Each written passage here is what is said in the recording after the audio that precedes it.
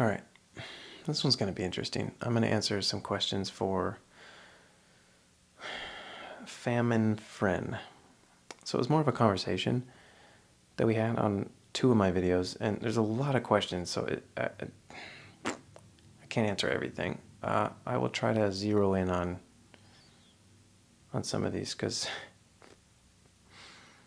it's an interesting perspective, because the person I'm answering questions for is a therapist, so some of this is out of curiosity and probably would be helpful to know. But then when it comes to awakening, it's like knowing less is actually what causes it.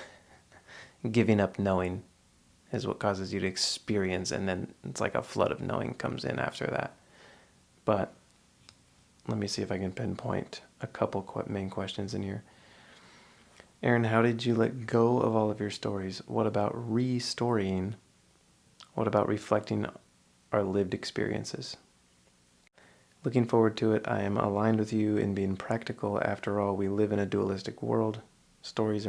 While stories are not real, we can rewrite our stories. I would say a middle path. Happy to hear your experiences. Oh, there was a bunch of other questions on another video that were also good, but I feel like this would be way too long if I tried to talk about all that. I can be long-winded. It's the end of a day. I had coffee this morning. Here we go. I'll just start with the first few. How did you let go of all your stories? That is where self-inquiry came in. So nothing that I did led to an event called awakening. All of that is kind of an illusion, or like a wrong idea about awakening. Awakening is not an event. It's not something you gain.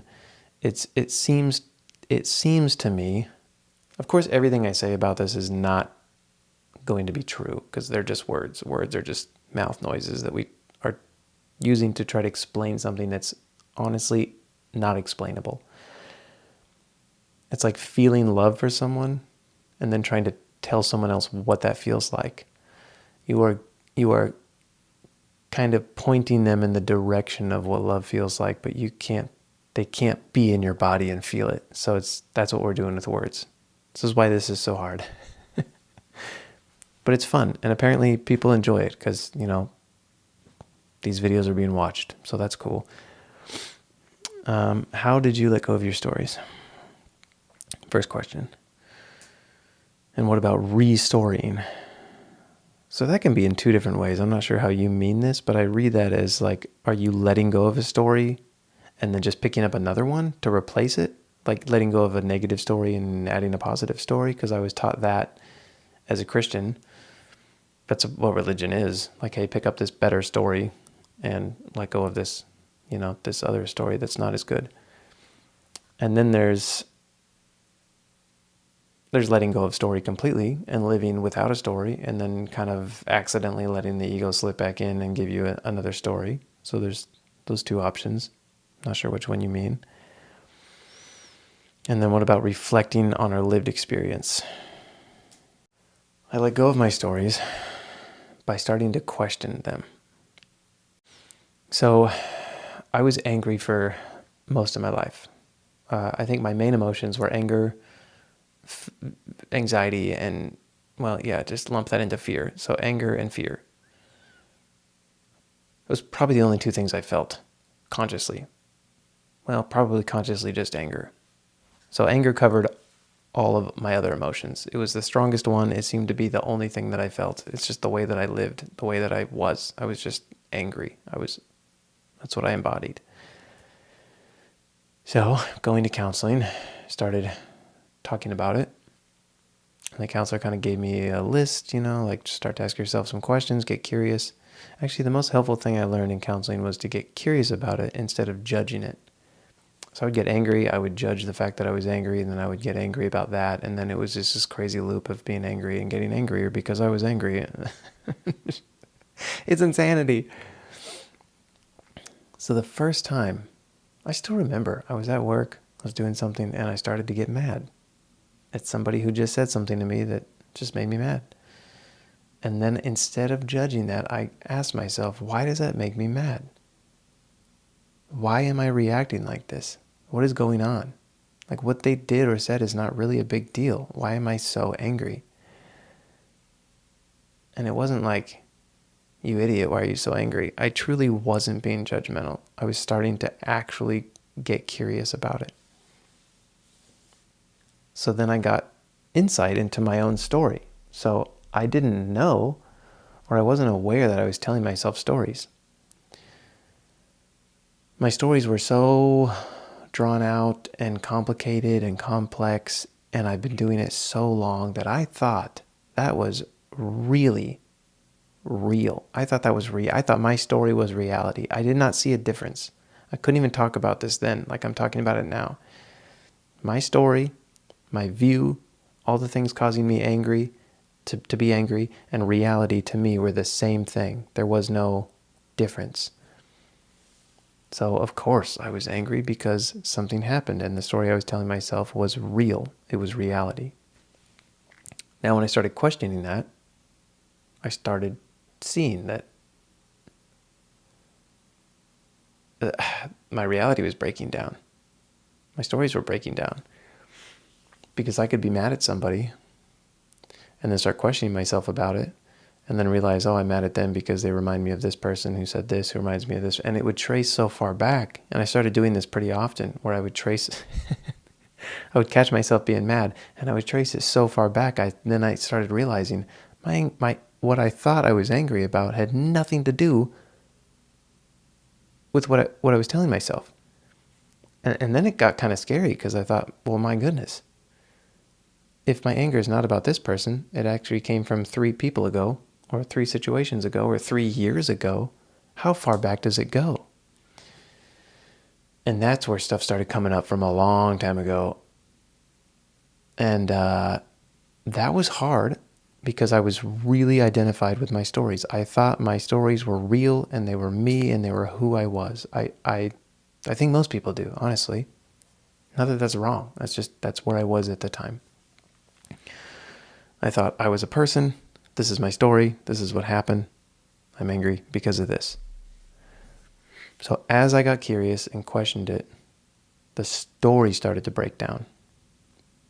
And anger being a secondary emotion or an emotion covering something more vulnerable, for years and years and years, I was just angry. I had no idea there was something underneath. When my counselor told me it was a secondary emotion, I argued with him and I was like, no, I'm just angry. There's nothing underneath it.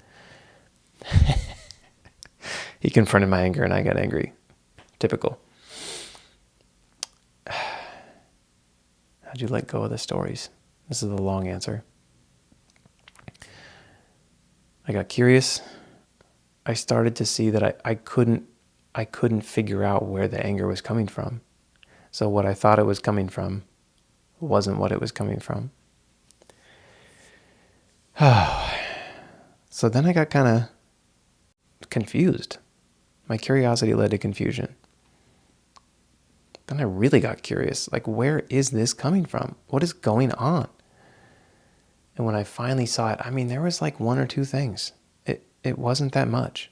Like, I lived an angry life because of like 1 or 2 events or memories that I never felt, or I immediately covered over with anger because I didn't feel the fear or the sadness or the betrayal.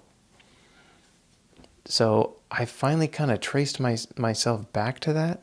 I'm not saying all this is what caused awakening. This is just the process I went through.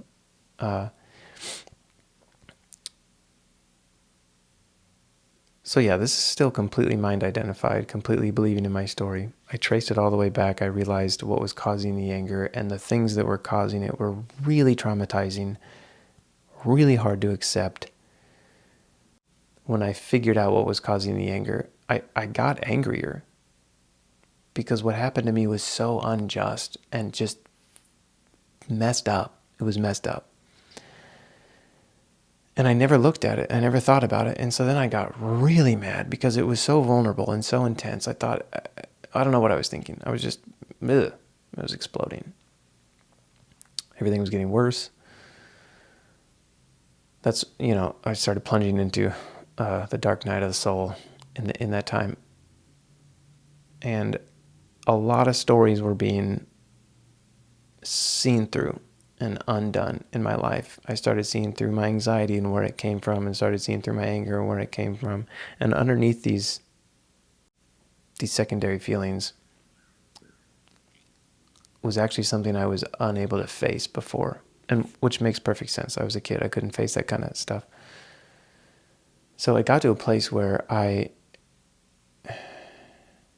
just got tired of being angry. I got so exhausted, which I think on the spiritual path or on healing or just anything in life, I think this is how things are let go of and things are forgiven and things are, you can't force forgiveness. And you can't force yourself to let go of something. I think you have to it has to run its course, and you have to get to the point where you think, I am tired of this. I don't want to keep living this way. There's no more rock bottom. Like I'm at the below rock bottom. I'm at the lowest I can get. There's no, I can't get lower. So like, this, just forget this. Let's try something else. So I remember the day I woke up and I decided I'm done being angry. I'm tired of this. So letting go of it, that story of anger was just a decision. But that's when the real stuff started happening. So the decision was made because I was just exhausted and honestly tired of being angry, and it was ruining my life. I was destroying my relationships. It was ruining my work life. So I decided to stop. As soon as that decision was made, I think it was the same day, the deepest, most intense sadness I've ever felt in my life came rushing up, because it was like, it was waiting. It was underneath the fear.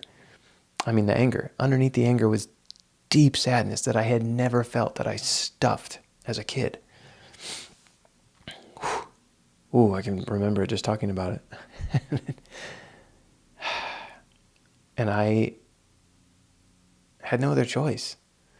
It was either be angry for the rest of my life or face the sadness. So I let go of the anger just because of pure exhaustion, honestly. And then the sadness came up, and I had the same thoughts about sadness. Like, if I resist this, I'm just going to go back to anger, or I'm just going to kind of be stuck in like half healed, half whatever. I don't know. I didn't know. So I just, again, kind of mentally decided, I'm just going to let it happen. So it hit me, and it was rough. And it was like the deepest, most intense grief coming out.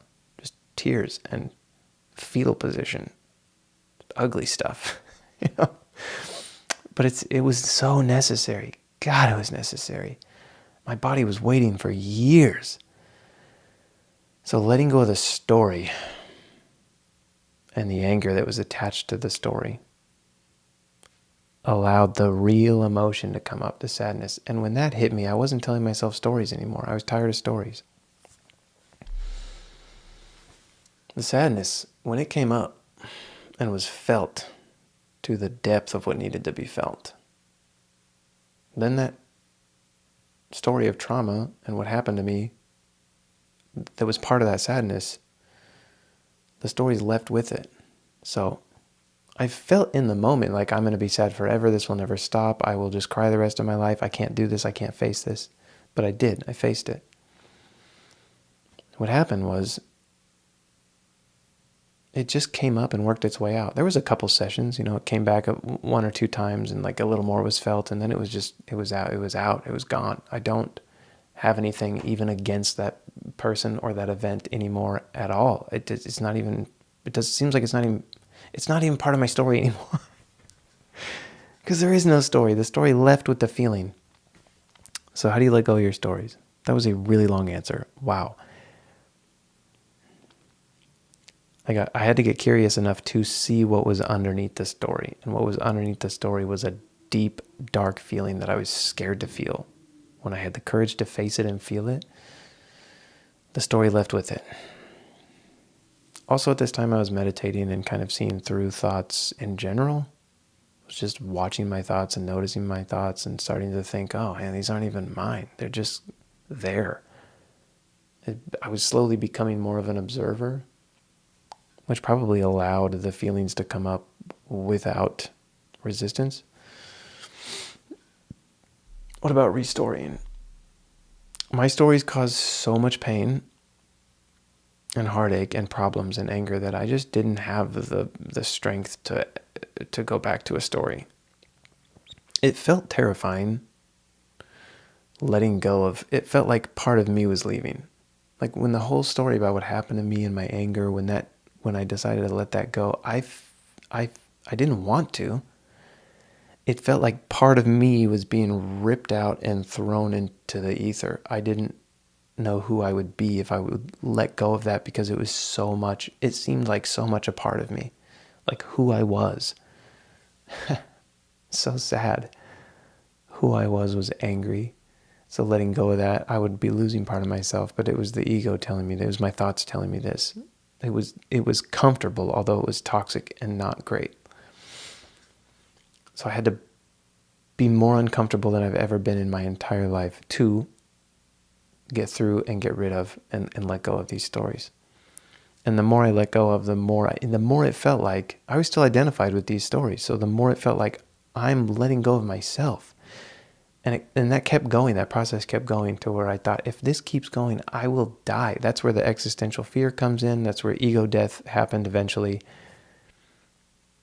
Where all the stories were seen through. It was 1, 2, 3, 4, 20, 50, my entire identity. So it was a snowball effect. And when it got to that point, it was about 2 or 3 months of no sleep. I was tossing and turning in my bed. I was having dreams of disappearing. I felt like I was going to phase out of existence. It's so hard to describe the ego death process. Like real panic and fear. Like I can't let go of another story because I have to hold on to something to be someone.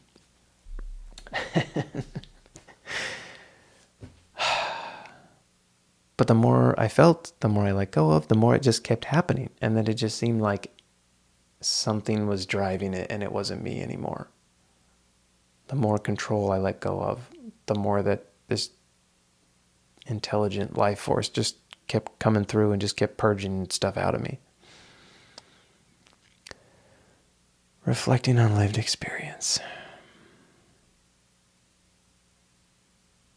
If I put that question first, it makes perfect sense. When you're ego identified, or you really do think you're your thoughts and your stories, you do need to reflect. Because as you reflect on those stories, you can either rewrite them to a better story, which is what I did as a Christian when I was a Christian. I took my story and was like, well, if I interject God into this story, it has a bigger purpose, it has more meaning. I'm loved even though I don't feel loved. And that did help a little bit. But at its core, that's just kind of like a Band-Aid over your ego. So reflecting on lived experiences can be helpful while you're ego identified. I think they are helpful. But after you let go of everything, there's really no story to reflect on. Because now, okay, if I think about a past experience, well, it's going to sound weird, but it's kind of hard to think of a past experience. I don't really do that anymore. When you get to this weird place of everything is now, it's hard to care about past or future because they don't exist.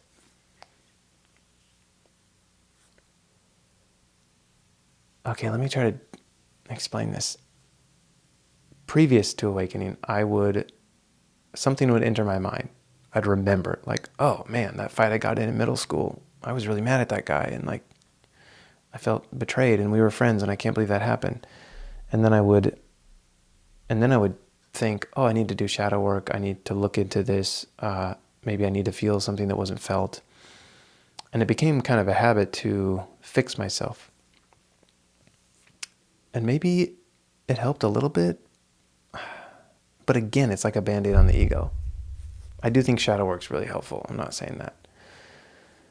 But eventually that happened enough to where, again, I got exhausted by doing that. I just thought, well, I could be trying to fix myself or heal past memories forever. There's no end to this. And so it was just another dead end.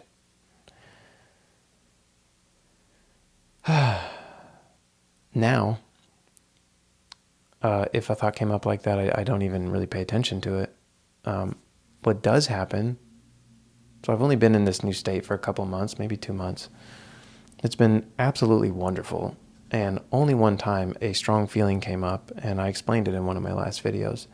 But the story didn't come first, which is so weird. Previous, it would be a story or a thought, and I would believe it, and I would think I needed to do shadow work. Now, I can just feel, I'm so in tune with my body now, I can feel when something is not right. And I don't think about it, and I don't try to add a story to it. I just let it be. I accept it. Eventually it will come up. That last one, it came up in tears. It was another like a deep sob for just a few minutes. And then the clarity came right afterwards. It was, hey, you have this attachment. You're holding on to something that's not real. You need to let that go. So I did. Well, it wasn't even a letting go. It happened as it came up. Wow. I feel like that was long-winded. Not sure if any of that was helpful at all. Oh, I'm sorry.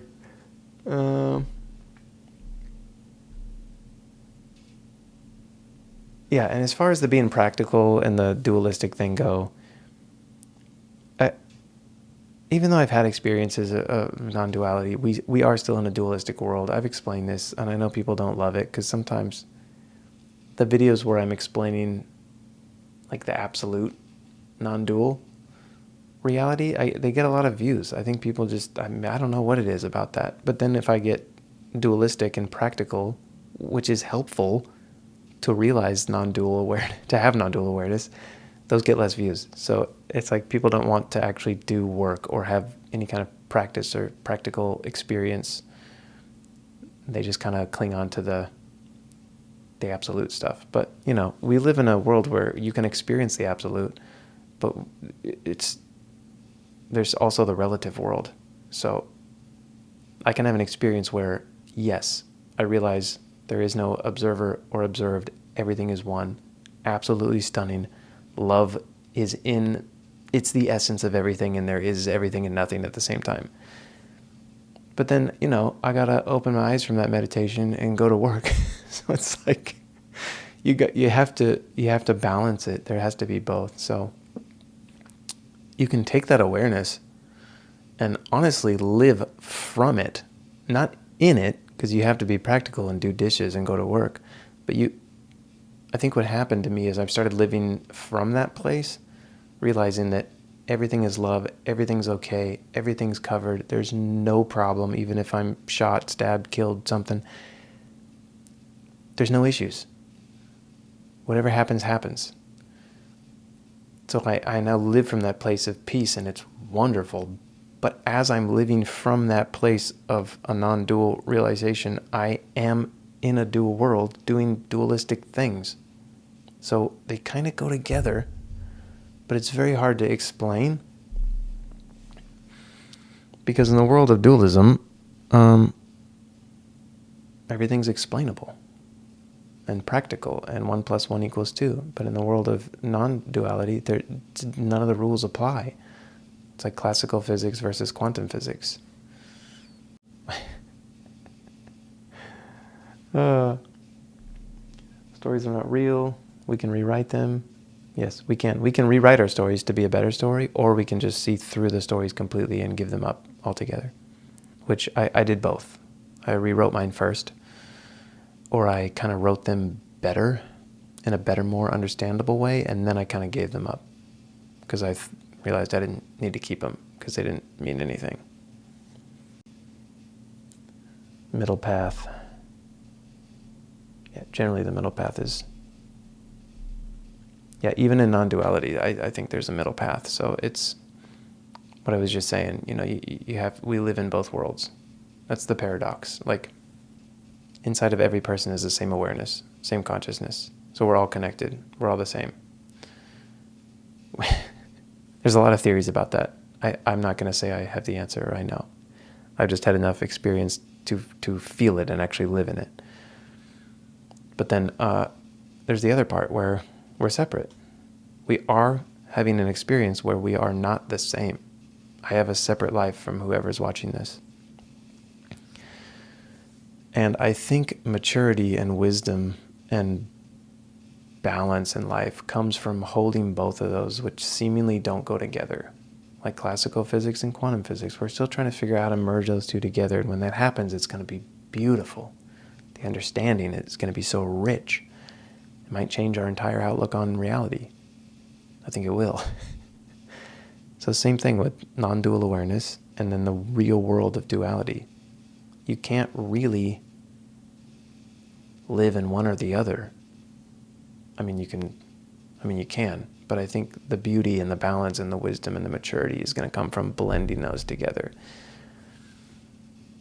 So yeah, in essence, as you're merging things together or learning how to handle both or hold a paradox in a healthy way, that would be the middle path to me. I have no idea how long that was. And I really need to get better at ending these videos. Oftentimes I just stop talking, and I hope that was helpful. I hope I don't have to cut out too much of this because I talked a lot. I'm going to stop there.